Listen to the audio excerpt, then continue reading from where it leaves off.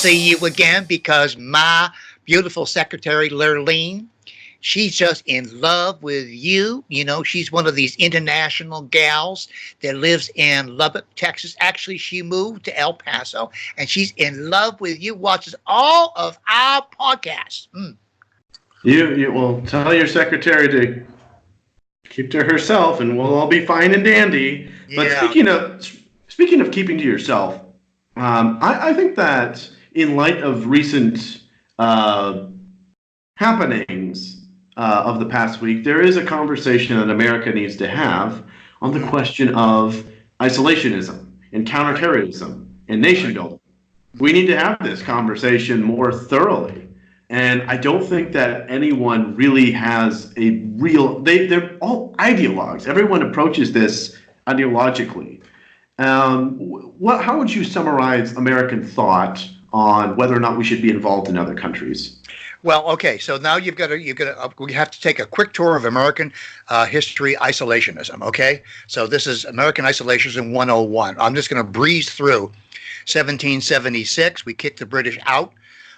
They tried to come back in 1812, burned down the Capitol. We went through a period of growth, and we became the superior power in the world, eventually prior to World War I. But we did it as an isolationist country. So I think to answer your question, you really have to put it in the context of where are we in history now? We are not in the same place that we were prior to World War I, and even prior to World War II. I mean, it took Wilson a long time to get us involved in World War I. You recall that? It took the sinking of the Lusitania by a German U-boat. You remember that? Yeah. So then same thing happened in World War II. Between the wars, everybody in the United States was sick of war, sick of foreign involvement. We didn't give much foreign aid to people. And I'll circle back to that point in a second. World War II, it takes what? Pearl Harbor to get us involved. All right. After World War II, what happened? The Marshall Plan. Huge investment of American tax dollars to rebuild Europe, rebuild Japan, rebuild the Middle East, rebuild Bopu Botswana, rebuild Belize, rebuild every little podunk country in the world. We became not only the policeman of the world, we became the grandmother and the grandfather and the rich uncle of the world. And look where it's got us, 9/11. Oh, I feel like you skipped something, but that's a pretty good thumbnail of the history of U.S. American involvement. This is my big problem with the camps. There's the hawks out there who believe we need to get in there and fix everything. That's the very conservative stereotype. Mm-hmm. And then over here we have the more libertarian, populist, or progressive, which is we should have nothing to do with any country, other than trade, just nothing to do with them. And I'm skeptical about both positions. Mm-hmm. Why are you skeptical? Well, first let's start with the Hawks. Yeah. They get beaten on a lot because they've had a history of failures within the last few years. Yeah. Poster child would be Iraq and Afghanistan. We went in there, we beat up a bunch of people, we were probably terrorists, unfortunately also a lot of civilians. And we were going to rebuild them, make them wonderful places of freedom and democracy. It's been many, many years, and that hasn't happened. However, on the other side, we have the other people that think we need to get everyone out because nation building doesn't work. Mm-hmm. And I'm sitting there, hold on, Europe. We kind of rebuilt Europe. We kind of Germany, Japan, South Korea. Yeah. We have done it successfully. No.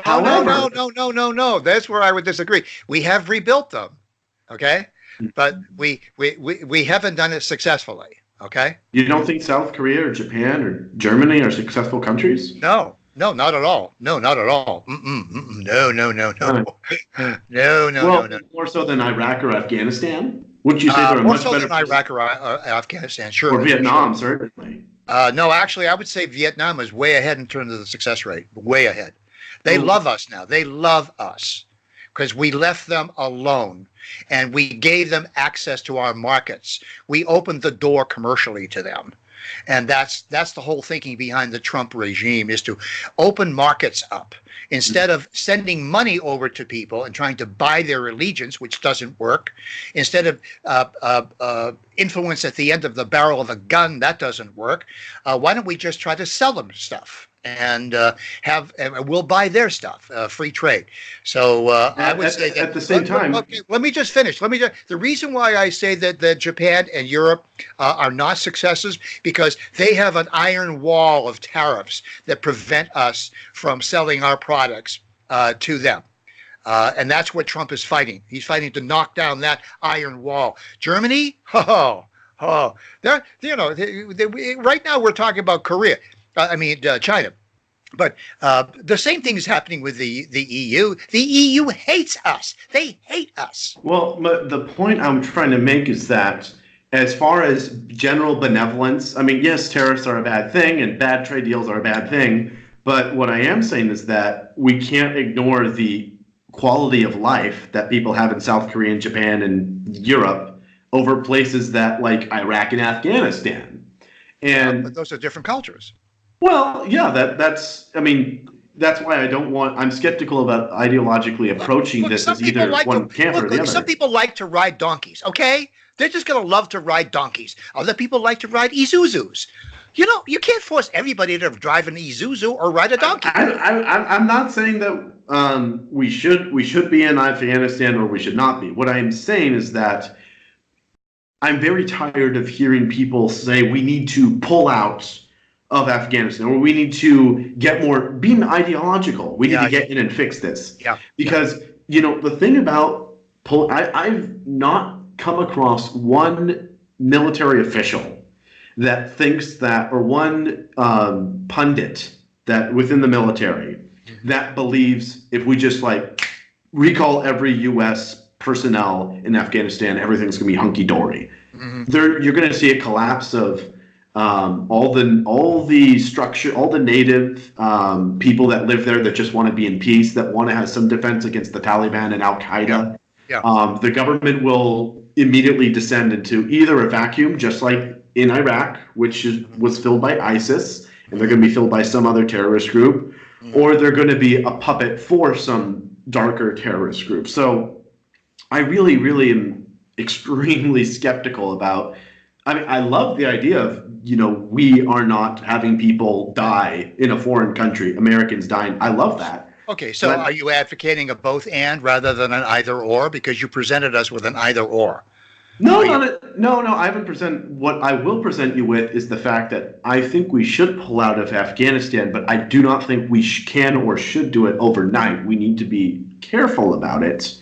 Because what about my idea of canceling all foreign aid, not NATO, not our NATO commitments. I'm not talking about that. That's all of our military sustenance that we give.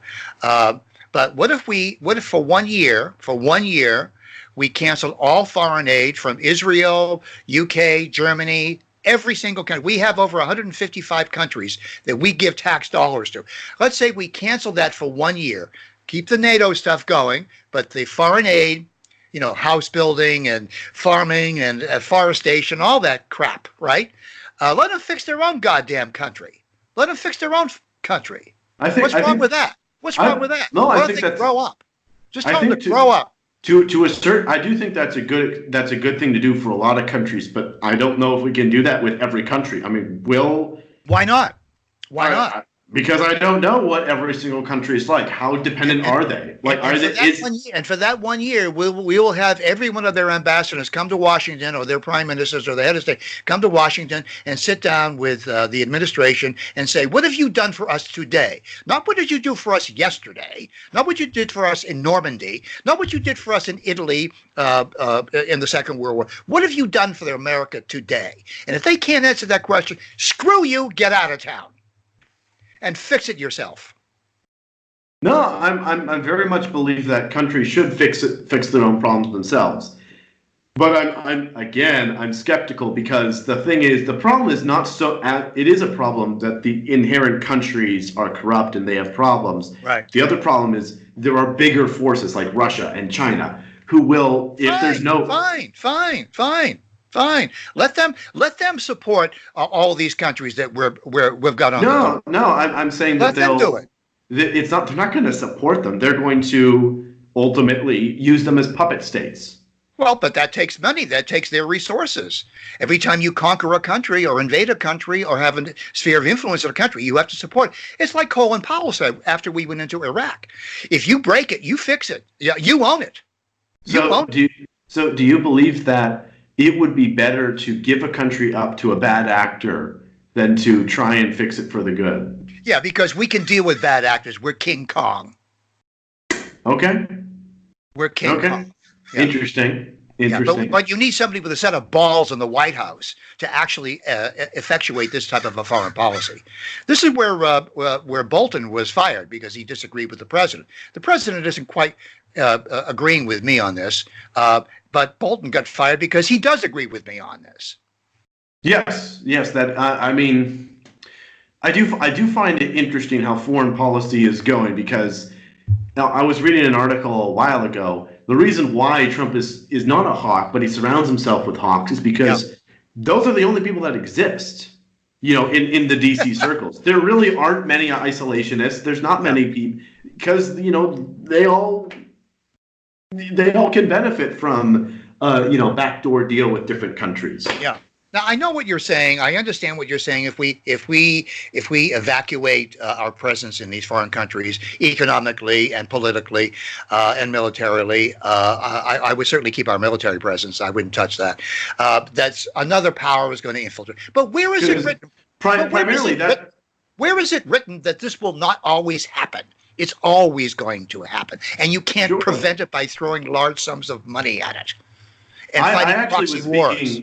I was speaking mostly militarily. I wasn't so much talking economically because I definitely do predominantly agree with you economically, but militarily, I'm very scared of what will happen to Afghanistan if we pull out because we left Afghanistan alone. And listen, no one, not even Alexander the Great could invade and conquer Afghanistan. So forget about conquering Afghanistan. Whatever happened, the Afghans have kicked us out and they've kicked the Russians out. Okay? Whoever wants to invade, I pity the poor bastard that tries to invade Afghanistan. It's like invading Armenia. Your ass is going to get kicked.